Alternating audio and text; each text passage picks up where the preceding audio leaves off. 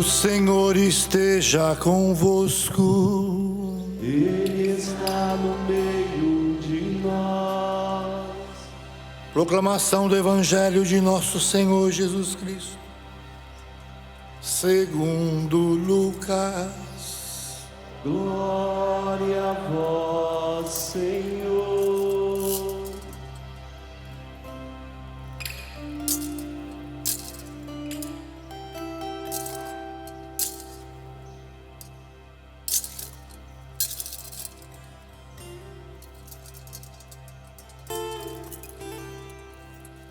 Naquele tempo, Jesus contou esta parábola para alguns que confiavam na sua própria justiça e desprezavam os outros.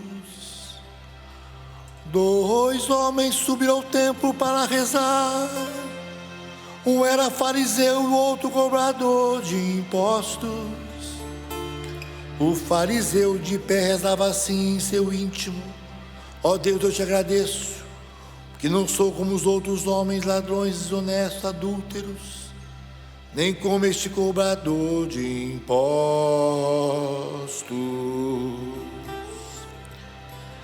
Eu jejuo 2 vezes por semana e dou o dízimo de toda a minha renda.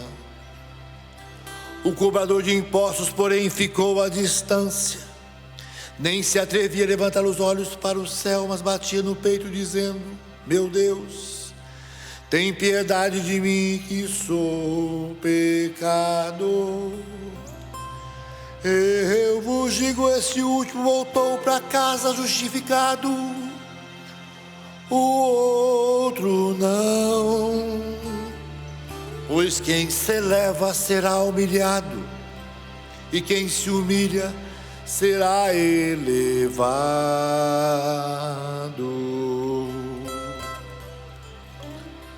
Palavra da salvação. Glória a vós, Senhor.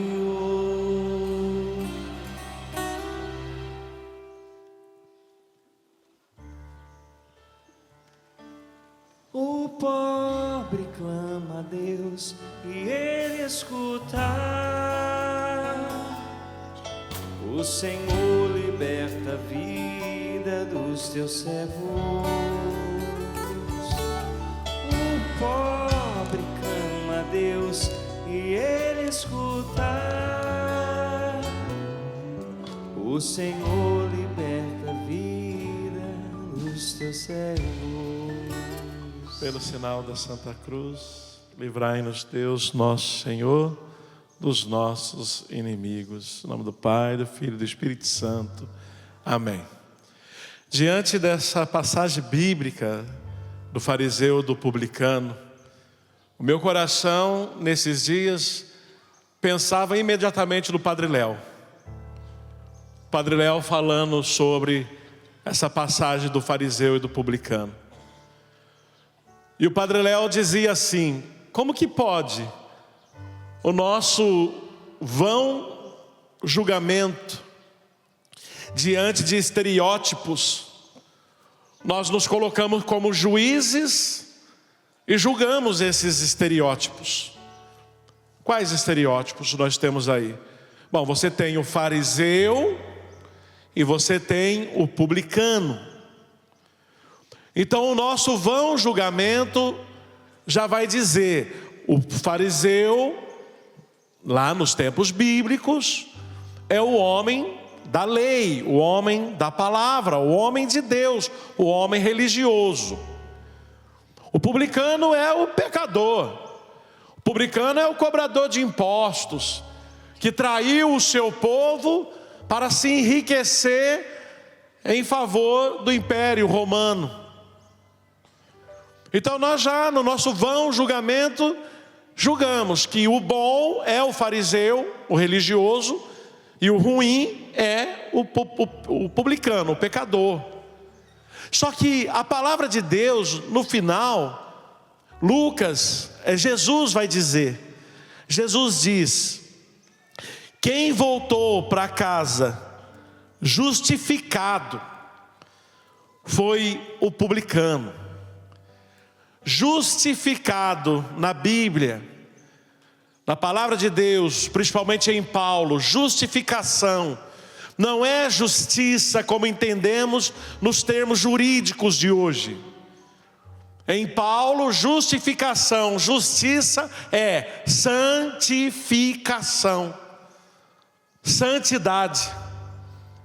Quem volta para casa em santidade é o publicano, não o fariseu.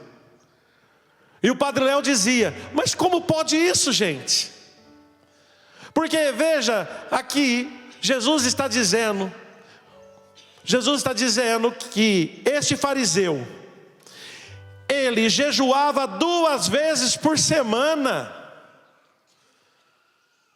Você e eu, diácono, pessoal aqui da música, você jejua 2 vezes por semana? Ele paga, ali está dizendo, ele pagava o dízimo de toda a sua renda. Você e eu, nós pagamos o dízimo a Deus? E o dízimo bíblico é 10%. 10%, como dizia o Padre Léo, 10% do seu tempo. 365 dias no ano você tem. 10% disso. 36 dias e meio para Deus. E o Padre Léo perguntava: e aí cada um aqui faz o exame de consciência. Quem está em casa faz o exame de consciência. Você dá 36 dias e meio para Deus? Olha, não é 36 horas. Não são 36 horas. São 36 dias e meio. Cada dia de 24 horas. Você passar um dia 24 horas para o Senhor. Fazemos isso? Nós fazemos isso? Mas o fariseu fazia. O fariseu fazia. Então por que horas? Então por que Jesus está dizendo que quem volta justificado, santificado para casa, é o publicano e não é o fariseu? E não é o fariseu?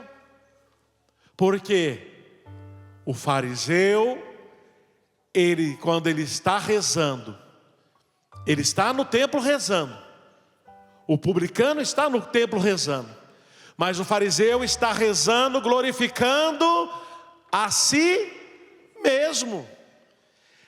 O fariseu está dizendo, olha o que o fariseu está dizendo: eu te louvo, Senhor, eu te agradeço, Senhor, porque eu não sou igual esses homens aí, ó.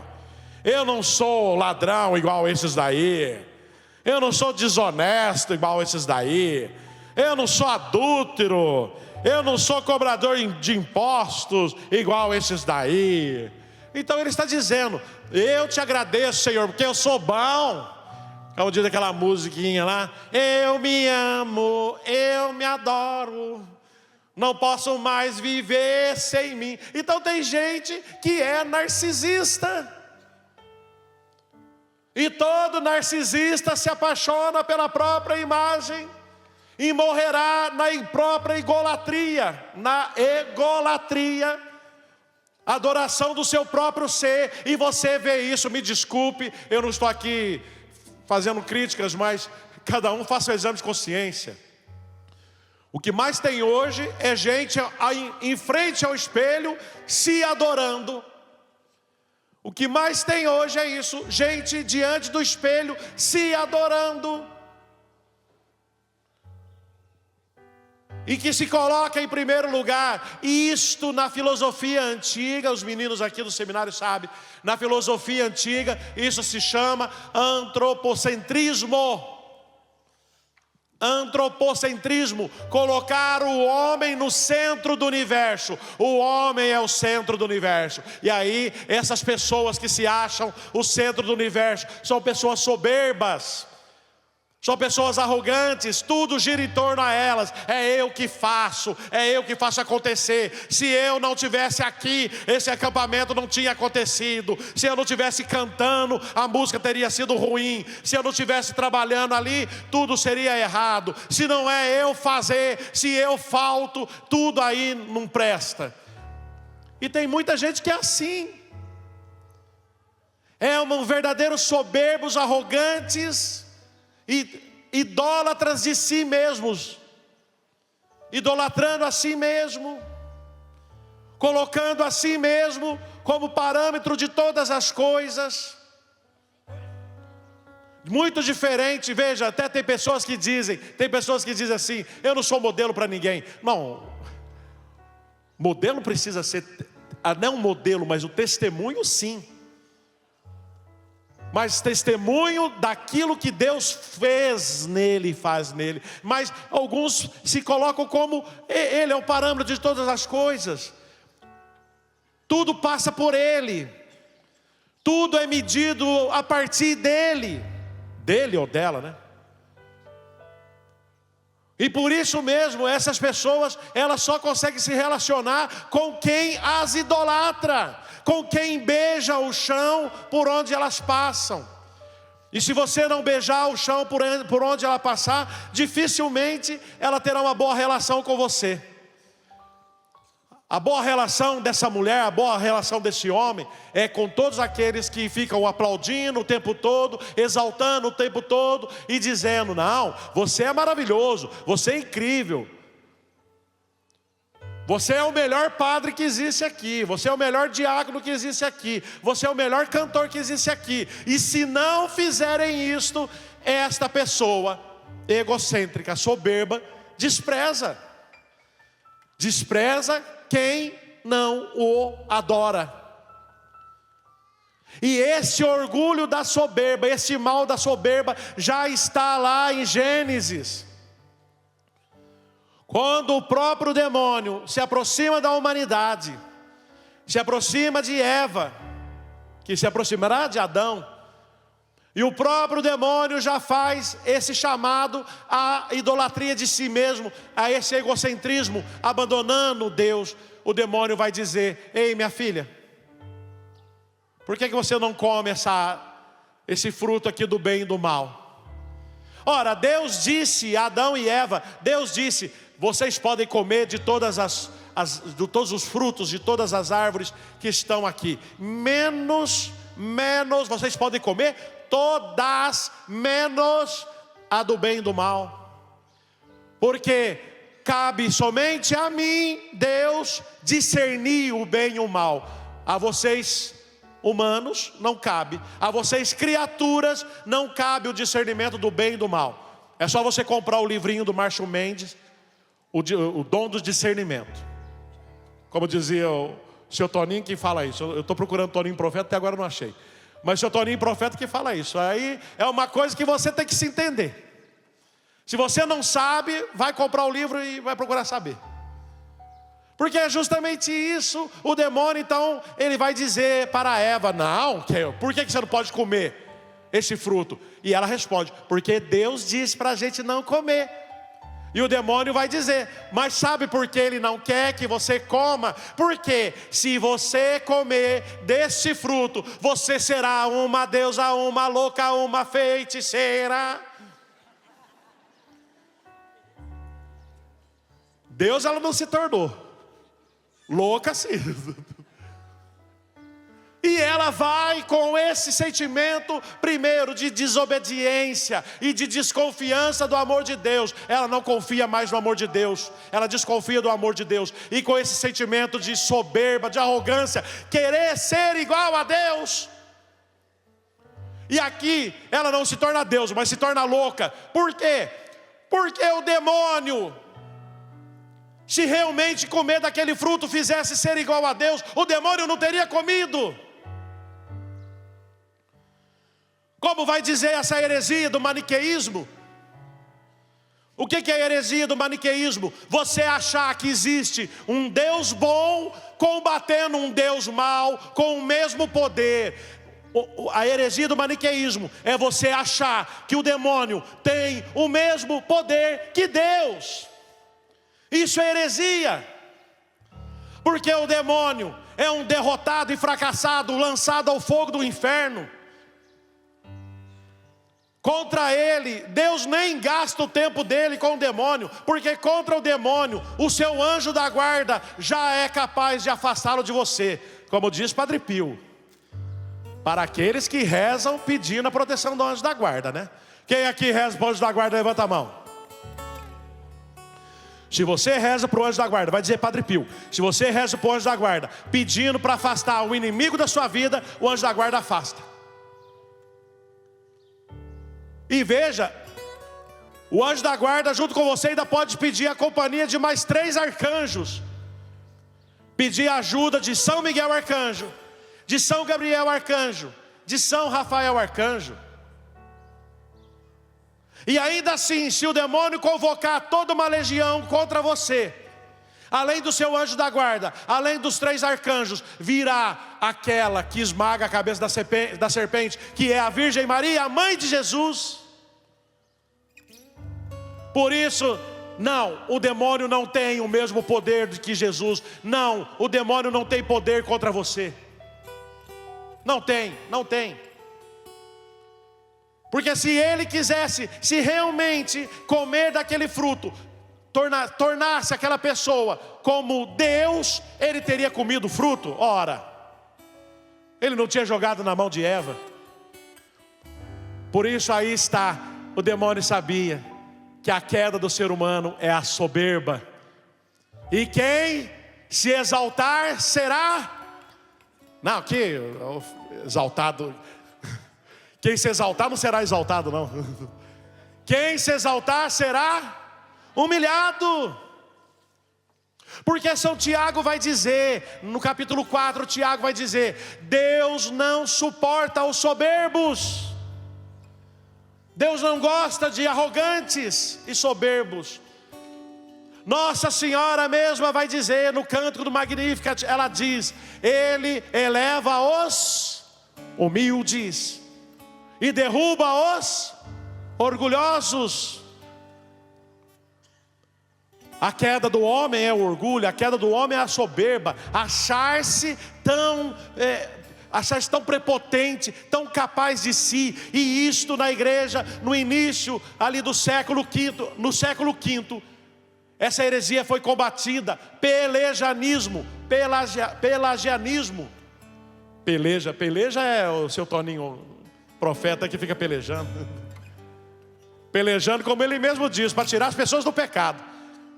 Seu Toninho, profeta, diz que diante de uma pessoa, seu Toninho, profeta, diante de uma pessoa como Eva, ele teria arrancado o cinto e dado uma correada nela. Vai ser doida, mulher? Mulher doida? Dando confiança para o demônio? Mas então, ali na metade do século V, o pelagianismo era justamente a heresia do homem achar que era capaz de salvar a si mesmo sem precisar de Deus. Essa heresia, o homem achar que é capaz de se salvar sem precisar de Deus. E a igreja hoje vai dizer que infelizmente existe dentro da igreja católica uma coisa chamada semi-pelagianismo. Sabe o que é isso? Semi-pelagianismo é a pessoa que, sim, Deus é quem salva, mas eu tenho que fazer tudo, eu que tenho que fazer tudo. Ok, Deus salva, mas quem tem que fazer tudo sou eu. E isto em Paulo é um absurdo, porque Paulo está dizendo que tudo vem de Deus. Até mesmo o seu desejo de conversão vem de Deus. É Deus quem coloca no seu coração o desejo de conversão. É Deus quem coloca em você a fé. Vai dizer Bento XVI no livro Jesus de Nazaré, volume 2. No livro Jesus de Nazaré, volume 2, Bento XVI vai dizer: quem coloca em nós a fé é o próprio Deus. A fé não nasce de nós como se ela já estivesse dentro de nós. É Deus quem coloca a fé em nós. A graça de Deus em nós vem de Deus, não vem de nós.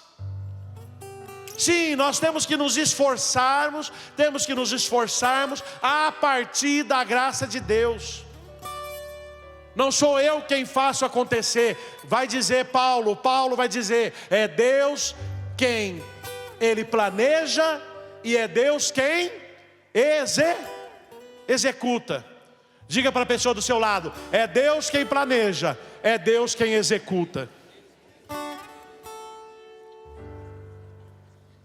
Quem faz é Deus. Diga para a pessoa, quem faz é Deus. Diga para a pessoa, você não consegue fazer nada. Quem faz é Deus.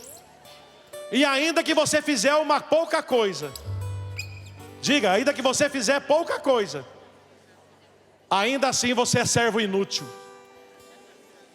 Não foi isso hoje que o Eto disse de manhã? O Eto hoje de manhã ele dizia que ele não fez nada. Não fez nada, tem muita coisa para ser feita. Ele não fez nada. Ainda que você faça alguma coisa, você não fez nada. É Deus quem faz, é Deus quem realiza. Por isso, o grande problema do ser humano é a soberba. E São Tomás de Aquino, na segunda sessão da segunda parte da Suma Teológica, questão 161, São Tomás de Aquino vai dizer assim: a humildade pode deixar de ser uma virtude. Olha, São Tomás de Aquino, vou repetir, na segunda sessão da segunda parte da Suma Teológica, questão 161, ele vai dizer: a humildade pode deixar de ser uma virtude. Como? Diante daquele que fica fingindo falsa humildade. Você já viu gente que finge falsa humildade? Já viu gente que fica assim, não foi nada. Isso é qualquer coisa. Isso aí eu fiz por fazer. Isso é falsa humildade. A pessoa vai elogiar e vai dizer: nossa, Elias, você cantou muito bem no show. Não, tem gente que canta melhor que eu. Então diga, se você quer dizer uma frase mais bonitinha, mais cristã, diga: com a graça do Espírito Santo, foi o Espírito Santo. Vamos agradecer o Espírito Santo. Agora, não, tem gente que canta melhor que eu. Nossa, você fez um trabalho maravilhoso, você é um bom mecânico. Não, tem gente melhor que eu. Então passa o endereço que eu vou lá então. Você chega na costureira, nossa, a senhora é muito boa. Não, tem gente melhor que eu. Passa o telefone dela então que nós vai lá, ué. Isso aí é falsa humildade. Só para vocês terem ideia, tempos atrás, agora eu estou morando em São Lourenço. Sou vigário em São Lourenço. Continuo divulgando a Beata em Axica. E eu só vou parar quando eu ver ela canonizada, santa, nos altares. Eu vou continuar divulgando a Beata em Axica. Mas, veja, lá em São Lourenço, eu saí para visitar os doentes. E isso lá na Semana Santa, debaixo de chuva, caindo chuva, e eu saí para visitar os doentes. E o pessoal, alguém na rua, filmou, tirou foto e publicaram dizendo: nossa, que padre humilde, debaixo de chuva visitando doente. E eu respondi, isso daí não é humildade não, isso aí foi burrice. Eu vi que estava chovendo e esqueci o guarda-chuva. Não é humildade, é burrice mesmo. Porque veja, esse é o problema da falsa humildade. A soberba é tão grande que nós fingimos a humildade. E por isso Jesus vai dizer que as prostitutas e os ladrões irão entrar no reino dos céus primeiro do que essas pessoas. Porque Deus não aceita chantagista. Deus não aceita você colocar ele contra a parede e ficar dizendo: eu vou fazer a novena, mas se eu não alcançar a graça, eu paro de rezar. Se eu não alcançar a graça, eu paro de ajudar a Canção Nova. Se eu não alcançar a graça, eu paro de ir lá em Aparecida. Deus não aceita esse tipo de chantagem. Deus não aceita chantagista. Isso é soberba. Isso é orgulho. E por isso esse homem, que tinha tudo para alcançar a santidade, perdeu a santidade, perdeu a graça, perdeu a bênção, por causa da arrogância, por causa do orgulho. E nós vemos aqui, nós estamos lendo justamente, quando Jesus nos fala, nos ensina e nos mostra que o caminho para o céu é a humildade. A humildade é o melhor caminho para o céu. A primeira leitura vai dizer: Deus é o justo juiz. Deus é o justo juiz. Então não cabe a nós julgarmos, porque esse fariseu, olha o que o fariseu diz: eu não sou igualzinho a esses daí, eu não sou igual a esses aí, ó. Esses aí tudo é pecador, eu não. Isso está errado, porque se eu estou caminhando, se eu estou crescendo na fé, se eu cheguei a 25 anos de caminhada, a 15 anos de caminhada, a 10 anos de caminhada, eu não tenho o direito de julgar as pessoas, de apontar o dedo na cara das pessoas. Eu preciso, Paulo diz aos romanos, é preciso sim corrigir, ensinar, admoestar. Inclusive isso é obra de misericórdia. Corrigir, ensinar, admoestar, tirar do erro é obra de misericórdia, mas não apontando o dedo. Nunca apontando o dedo, mas estendendo a mão. Nunca apontando o dedo, nunca colocando a pessoa num banco de réu, mas colocando essa pessoa debaixo da misericórdia de Deus. Nunca apontando o dedo, nunca chutando quem está no chão, mas estendendo a mão. Mas por isso a primeira leitura vai dizer: Deus é o justo juiz, porque nós não sabemos julgar. Nós dentro da igreja, o que nós fazemos muitas vezes nós queremos jogar o pecador e o pecado no fogo do inferno. Muitas vezes nós pegamos o alcoólatra e queremos jogar ele no fogo do inferno junto com o alcoolismo. Nós pegamos o drogado e queremos jogar o drogado no fogo do inferno junto com a droga. Pegamos a prostituta e queremos jogar no fogo do inferno junto com a prostituição. Isso muitas vezes dentro da igreja. Mas o mundo faz pior. O mundo quer acolher o drogado e a droga, quer acolher o alcoólatra e o álcool, quer acolher a prostituta e a prostituição. Então são dois totalmente extremistas e no erro. Tanto a essas pessoas da igreja que querem condenar o fogo do inferno, pecado e pecador, como essas pessoas no mundo que acolhem pecado e pecador. Por isso Deus é o justo juiz, porque Ele é capaz de pegar a pecadora, a prostituta, tira dela a prostituição e salva a mulher. Pega o drogado, tira dele a droga e salva o rapaz, o menino. É capaz de pegar o alcoólatra, tirar dele o alcoolismo e salvar o homem, salvar a mulher. Deus é o justo juiz,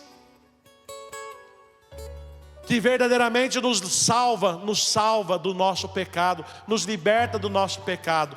Ele não acolhe o pecado, Ele não extermina o pecador. Ele não acolhe o pecado, Ele não extermina o pecador. Inclusive tem um ditado muito idiota, quase que eu falo. Tem um ditado muito feio aí que diz: Jesus andava com os pecadores. Porque o ditado popular é: diga-me com quem andas. Aí essa turma que gosta de acolher pecado e pecador vai dizer: Jesus andava com os pecadores. Jesus andava com os pecadores. Por acaso Jesus ia sentar no bar junto com o bêbado e falar: desce uma? Por acaso Jesus ia lá se deitar junto com prostituta? Por acaso Jesus ia combinar com alguém de assaltar e de roubar? Ele acolhia o pecador, todo aquele que quisesse chegar sujo, ferido, abatido. Ele acolhia, ele abraçava, ele amava, mas ele arrancava o pecado na vida dessa pessoa. Ele libertava, ele curava, e depois ele dizia: vá e não voltes a pecar. E na segunda leitura Paulo vai dar para nós o programa de santidade. Porque Paulo vai dizer: combati. Então a vida é um combate, dizia o seu Toninho, profeta, dizia ontem. O Toninho, profeta, dizia ontem, e o Eros Biondini também disse ontem de manhã. A vida é assim. A vida é luta, a vida é sacrifício, a vida é luta diária. A vida na vida você vai ter que suar, você vai ter que derramar sangue, e você vai ter que derramar lágrimas. Como dizia o Padre Léo, a vida não é fácil. A vida não é fácil. Então nós vamos ter que combater o bom combate, vamos ter que chorar, vamos ter que suar, vamos ter que derramar sangue. Mas combatendo o bom combate, chegaremos no céu e receberemos a coroa da vitória. A coroa da vitória. Em outra passagem Paulo diz a coroa da justiça. A justiça, coroa de santidade. Coroa de santidade. E por isso Jesus agora mostra o publicano. E o publicano é justamente isso. O publicano é pecador. O publicano é um traidor. O publicano abandonou os seus, está ganhando, se enriquecendo através do sofrimento do seu povo. O publicano, ele está do lado daqueles que oprimem o seu povo, porque ele está enriquecendo com a opressão do seu povo. Por isso ele é mal visto. Por isso ele é malquisto. E é naquele momento em que o fariseu está bem ali na frente, está bem aqui na frente, batendo no peito e dizendo: eu sou bom, eu sou bom, eu sou bom. Enquanto isso, o publicano está lá no fundo da igreja, está lá no fundo do templo, batendo no peito e dizendo, Salmo 50: tende piedade, meu Deus, misericórdia, perdoai-me, porque pequei contra vós. Bate no seu peito assim e diga comigo: tende piedade, meu Deus, misericórdia. Tende piedade, meu Deus, misericórdia. Arrancai do meu coração este coração de pedra. Arrancai do meu peito esse coração de pedra. Lavai-me, serei todo limpo, todo puro. O pecador estava aí chorando. É muito bonito, gente, quando nós estamos no confessionário e você chega chorando. Porque Deus colocou no seu coração a contrição perfeita de se arrepender, de chorar, de doer, de ferir. O seu pecado fere a sua alma, machuca a sua alma, deixa você translocado, deixa você totalmente disperso. O pecado dói dentro de você, o pecado te machuca, o pecado parece um arame farpado rasgando a sua carne. E Deus te dá a graça de sentir esse pecado rasgando a sua carne. E por isso mesmo você sofre, por isso você chora. E você chega no confessionário e você derrama lágrimas, e você chora, e você está envergonhado, com a cabeça baixa. Você está totalmente contrito. E isso é lindo, isso é lindo, isso é muito bonito. Como diz o Toninho, profeta, isso é bonito, isso é muito bonito. Ver você em prantos depois de pecar. Porque você entendeu, porque Deus te deu a graça disso, minha gente. O fariseu não, o soberbo não, ele está justificando o pecado. Por isso eu vou dizer para você, quando você for se confessar, quando você procurar o padre, nunca, nunca, nunca, nunca, jamais justifique pecado. Não chegue para o padre dizendo: deixa eu contar para o senhor entender. Não, não faça isso. Deixa eu contar para o senhor entender. Sabe o que aconteceu? Eu quebrei o pau de macarrão na cabeça do meu marido, mas porque ele me irritou, Mas sabe por que eu roubei, padre? Eu roubei porque o meu patrão não pagou eu direito esse mês, aí o dinheiro estava lá, dando sopa, eu roubei mesmo, Ele também rouba dos outros, por que eu não posso roubar? Mas sabe por que eu menti? Eu menti porque não valia a pena falar a verdade para aquele ali. Então não, minha gente, não faça isso. Não chegue na frente do padre querendo se justificar. Mas foi ela que me provocou, foi ela que me irritou, ela falou mal de mim primeiro, eu fiquei sabendo que eles estão fazendo fofoca da minha vida. Não faça isso, gente. Diante do padre, bata no peito e diz: tende piedade, porque eu sou pecador, porque eu menti, porque eu fiz fofoca, porque eu roubei, porque eu me prostituí, porque eu cometi adultério, porque eu faltei à missa, porque eu não amo Deus sobre todas as coisas. Porque aquele que se humilha será, e Deus está esperando a nossa humilhação. Deus está esperando que a gente se humilhe diante dele, porque o próprio São Tomás de Aquino vai dizer: a humildade diante de Deus é própria daquele que se reconhece necessitado de Deus.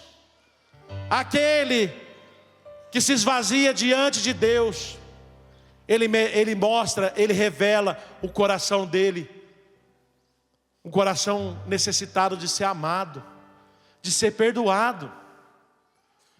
São Tomás de Aquino, ele vai dizer, essa verdadeira humildade de reconhecer. Ele olha para dentro dele e reconhece: eu não sou nada, eu sou fraco, eu sou tão dependente do amor de Deus. Eu achei que podia fazer por mim mesmo, eu pensei que podia fazer as coisas por mim, mas eu não sou capaz de fazer nada. Aí vem duas histórias do Padre Léo.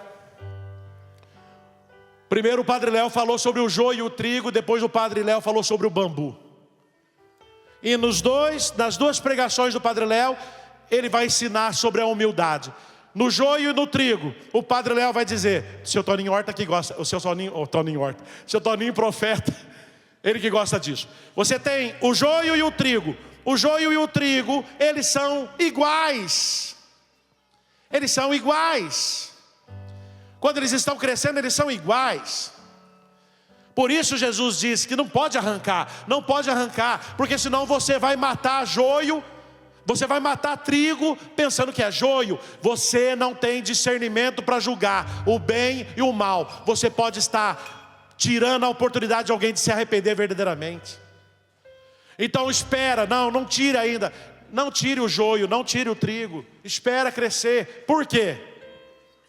Porque depois que cresce o trigo, ele produz o fruto, enquanto o joio não produz nada. Produzindo fruto, o trigo então se reclina e fica reclinado, enquanto o joio fica lá com o peitão estufado, com o nariz em pé, cabelinho arrepiado. E por isso que Jesus, olha como o seu Toninho profeta que diz isso. Como é que pode, né, gente? Como é que Jesus sabia disso?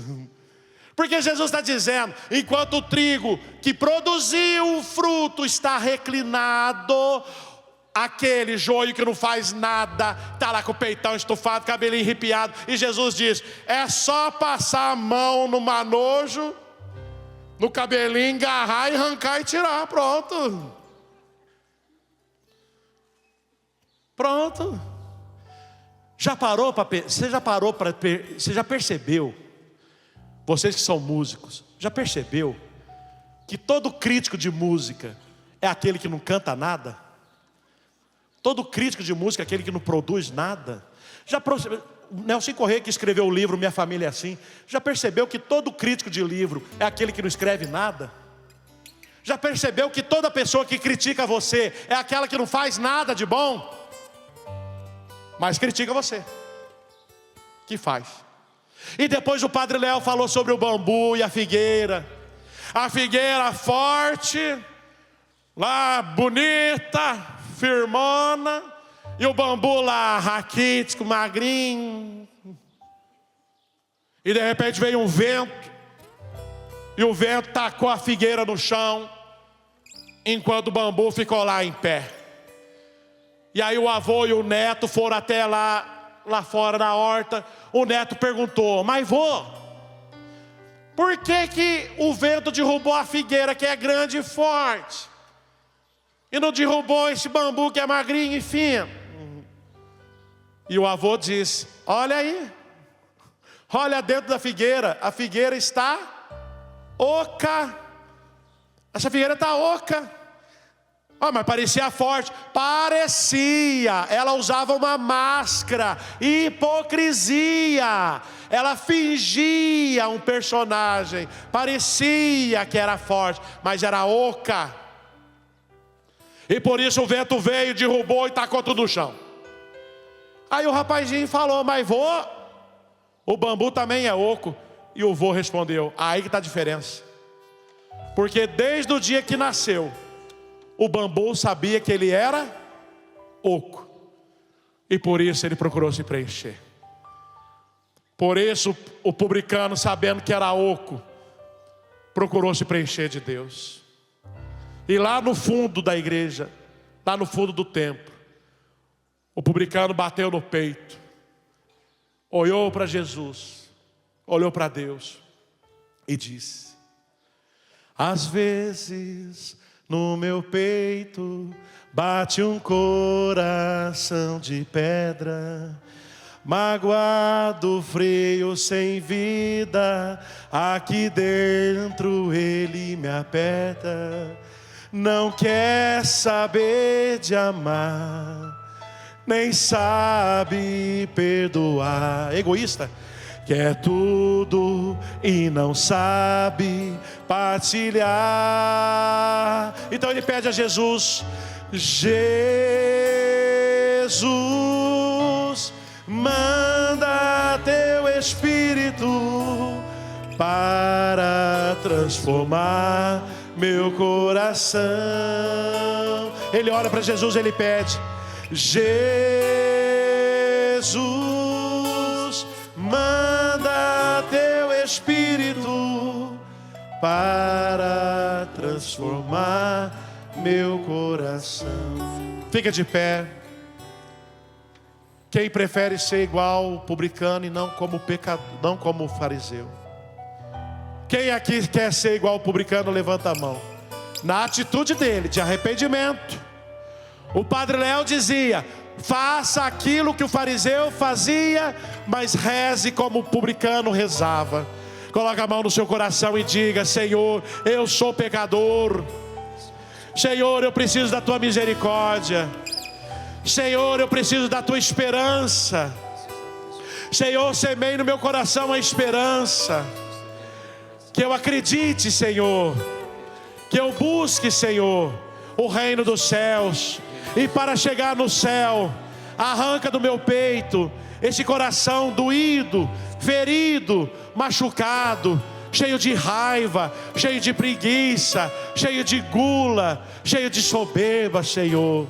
Arranca do meu peito esse coração de pedra. Lavai-me, Senhor. Purificai-me, Senhor. Vem com o seu amor, Senhor. Vem com o seu Espírito Santo, Senhor. Eu me coloco diante de ti, humildemente. Faça assim, faça esse gesto. Se recline, Senhor, humildemente.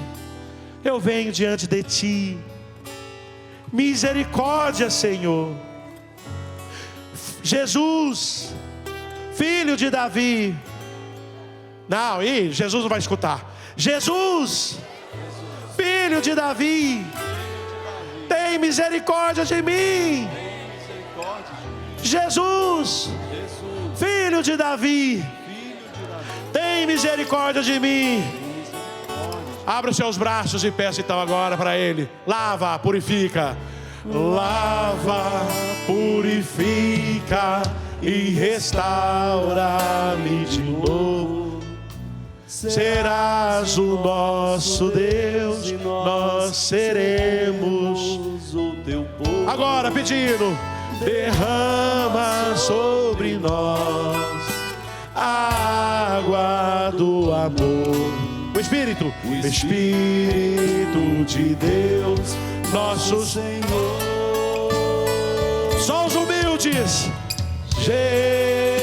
aqueles que sabem que precisam de Deus. Manda teu Espírito. Quem se reconhece pecador Para transformar meu coração. Jesus, manda teu Espírito para transformar. Só vocês, humildemente agora, realmente reconheça que você não é nada sem Deus. Diga isso mesmo para você: eu não sou nada sem Deus.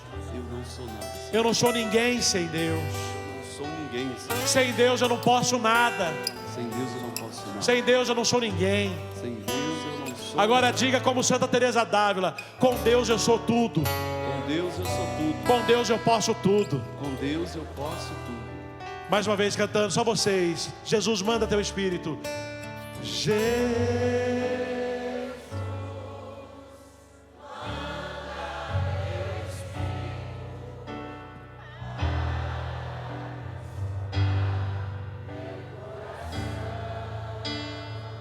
Jesus.